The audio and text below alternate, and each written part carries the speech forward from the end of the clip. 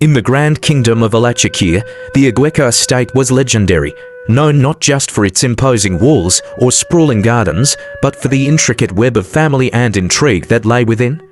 At its heart stood Elicia, the youngest child and only daughter out of 26 children. She wasn't just the jewel of the family. She was a force all her own, brilliant, ambitious, and as captivating as the moon's glow on the darkest night. Elicia had grown into a stunning young woman, admired by many, envied by even more. She had a reputation for both her brains and her beauty, with tales of her achievements at Glado College spreading throughout the kingdom.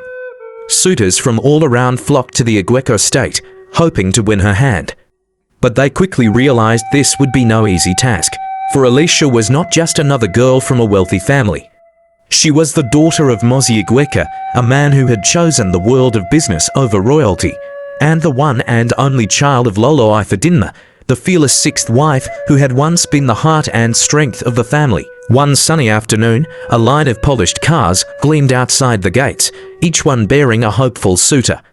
The air buzzed with murmurs and whispers as wealthy merchants, young lords, and ambitious men waited, each sizing up the other. But while they competed outside, inside the estate, a different story was unfolding. Elicia watched the parade of suitors from her window, her face calm, but her mind racing. She was used to being in the spotlight, used to the attention. But deep down, she knew that none of these men saw her for who she truly was. To them, she was a prize to be won, a crown to be claimed.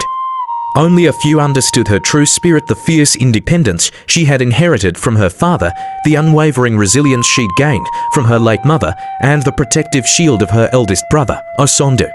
Osondu, the firstborn, was not only her brother, but her guardian and confidant. The bond between them ran deep, and many in the family suspected it was this relationship that shielded Elicia from the undercurrents of envy and rivalry that flowed through the household.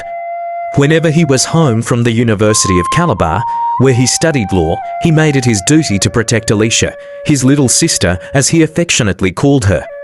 But Osondu was unaware of the intensity of the suitors that had arrived at the Igueca gates.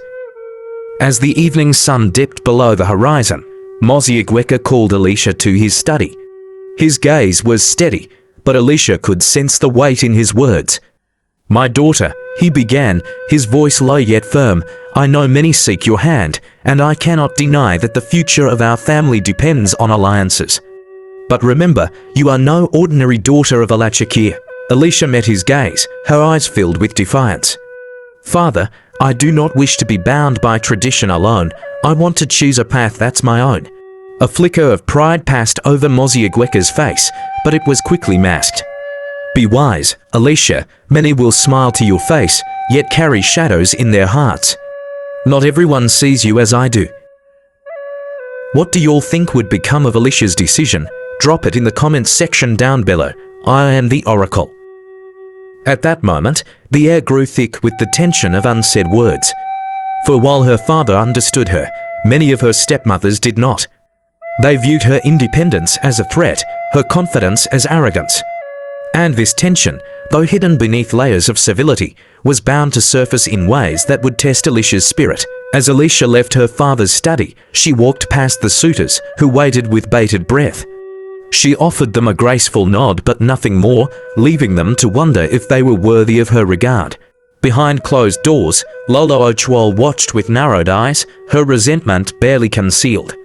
Amongst the other wives, whispers turned into quiet plans and jealous thoughts transformed into hidden schemes. In the quiet of her room that night, Elicia took a deep breath, her mind a storm of thoughts. She had dreams larger than any suitor, ambitions that reached far beyond the gates of Elicia. Yet she knew that her journey would be lined with obstacles, her path twisted by the desires of those around her. And so, as the lights dimmed and silence enveloped the estate, the stage was set. Elicia's story was only just beginning, a tale woven with the dreams of a girl, the ambitions of a family, and the hidden shadows that loomed over them all. Dear valued viewer, what do you think about this episode? Compare it to what will happen in the next and drop it in the comments section down below. Don't forget to click on the notification button after subscribing to keep you notified when we drop episode 2.